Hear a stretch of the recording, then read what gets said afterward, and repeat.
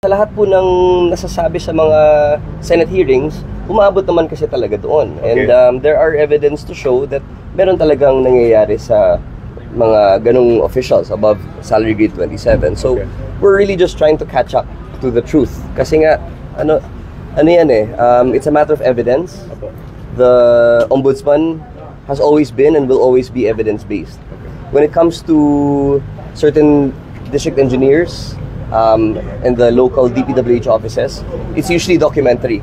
The procedure that was agreed upon the last meeting was civil forfeiture. So this is a very old law na gagamitin natin. Hindi ako abogado, pero ang pagkakaintindi ko dun sa explanation ni Secretary of Justice Eric Rida at ni Solgen Berberabe is ito ay mas madali kaysa sa isang criminal na kaso. Mas mabilis kasi ang kailangan mo lang i-prove na yung kinikita mo mas maliit kaysa dun sa perang o mga assets na hawak mo. Yun ang pagkakaintindi ko.